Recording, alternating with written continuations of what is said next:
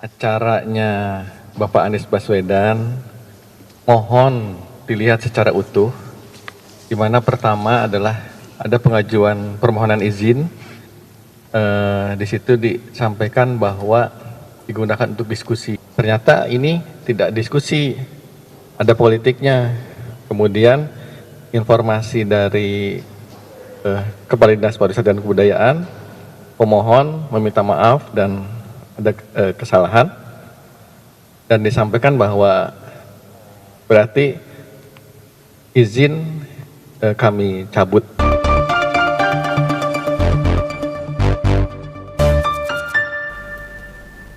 Ya, selamat siang. Berjumpa lagi dengan Om Ben. Salam seger waras. Koalisi Perubahan menyebut jika capres mereka waktu mau menggunakan fasilitas publik dihalang-halangi. Walaupun panitia mengaku sudah mengantongi izin kegiatan. Ini terjadi saat Pak Anies. Akhirnya diskusi ini lesehan di luar gedung Indonesia Menggugat di Bandung, Jawa Barat. Soalnya begitu tiba di sana nih, keadaan gedung terkunci rapat dan ada beberapa kertas menempel di kaca pintu. Ini mengesankan ada upaya menghalang-halangi atau membedakan perlakuan pada beberapa pihak. Sebelumnya ada kegiatan yang dilakukan oleh PSI di lokasi berbeda, tapi rupanya mereka bisa melaksanakan kegiatan itu. Apa memang karena yang hadir Ketua Umum PSI, Mas Kaisang, yang putra presiden itu, sehingga diizinkan? Sementara kalau bukan pendukung pemerintah dilarang. Nah, hati-hati nih. Jika menerima informasi tersebut loh nih, hati-hati ya. PJ Gubernur Jawa Barat, Pak Bay Mahmudin menjelaskan, aktivitas kampanye yang dilarang, politik praktis yang tidak diizinkan. Nih, bila kegiatannya di diskusi itu tetap dipersilahkan. Bedanya, waktu acara PSI tidak ada baliho, spanduk atau banner dukung-mendukung capres tertentu. Semua capres malah disebut Mas Kaisang. Sementara waktu acaranya Pak Anies, spanduknya wes nyebut capres, cawapres, ada foto, juga slogan perubahan dipasang di seputar lokasi. Gedung Indonesia Menggugat berada di bawah kewenangan UPTD, Taman Budaya Jawa Barat. Awalnya, yang mengajukan pinjaman anggota DPRD Jawa Barat nih, Bu Yuningsih. Beliau nih dari fraksi PKB. Dia menelpon Kepala Disparbud nih, Jawa Barat nih, Pak Beni Bakhtiar. Pinter juga cara bilangnya nih, Bu Yuni ini gini nih. Boleh nggak Pak gedungnya dipakai? Ya otomatis kan dijawab boleh. Tapi untuk apa? Lantas Bu Yuni mengatakan untuk dialog perubahan masa depan Indonesia. Sebagai yang membawai kewenangan tempat, Pak Beni berpesan, yang penting tidak buat untuk kegiatan politik. Dan dipastikan Bu Yuni bila ini murni digunakan diskusi. Kepala Disparbud membatasi kegiatan politik mengacu aturan, yakni Pergub 2017 tentang aset, juga PKPU atau peraturan KPU. Setelah komunikasi melalui telepon ini, datanglah surat permohonan melengkapi syarat peminjaman. Di surat tersebut juga tidak menyebut bakal dihadiri capres Koalisi Perubahan. Wong yang menyelenggarakan juga bukan partai.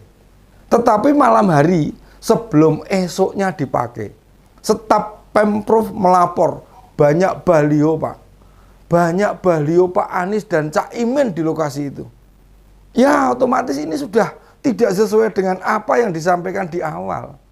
Jadi kadang kita menghadapi sesuatu itu benar-benar dilihat dengan runtut.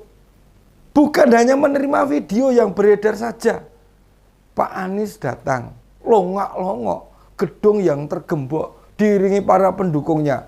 Lalu ada kalimat atau tulisan penyerta, bila Pak Anies dihalang-halangi, atau dibaikot, atau disabotase, nggak boleh masuk gedung.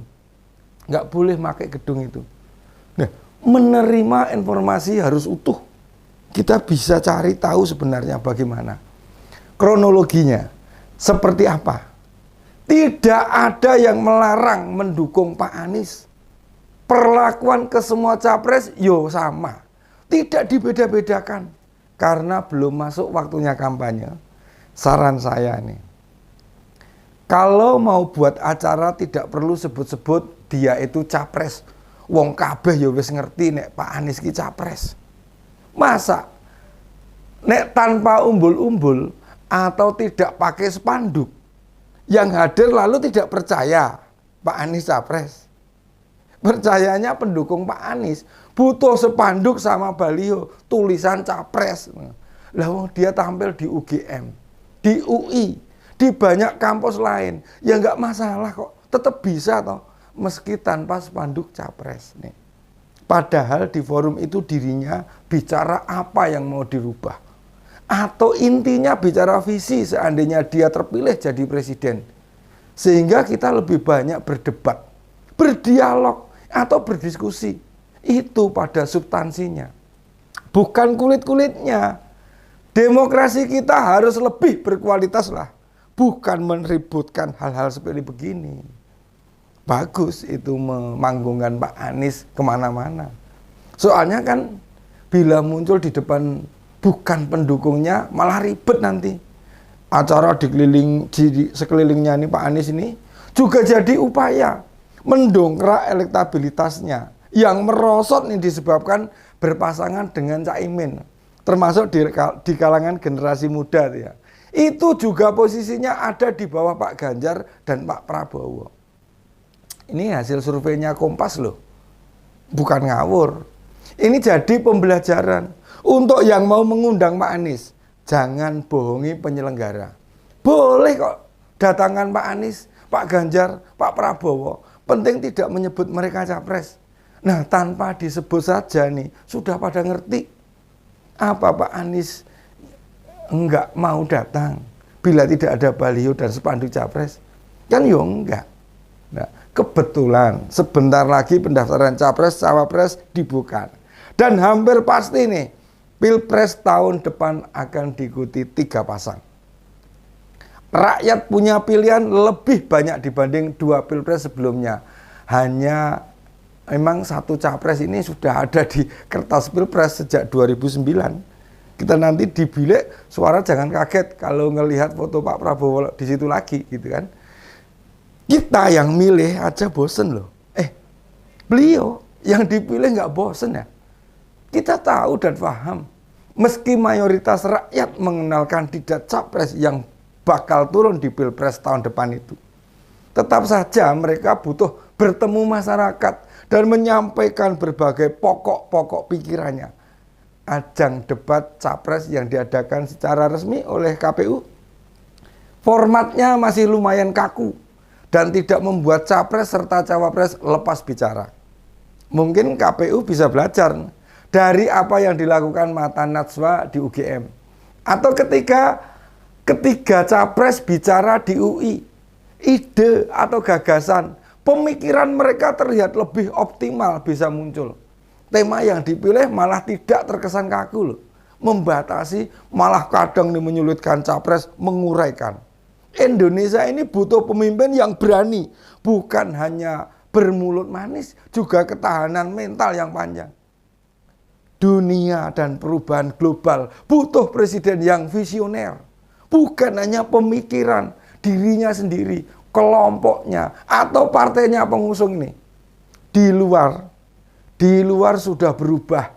Bila cara berpolitik kita masih tradisional, apalagi transaksional, ya bakal berat bagi kita semuanya. Berat banget akhirnya. Baik, demikian ya opini kali ini. Salam seger waras.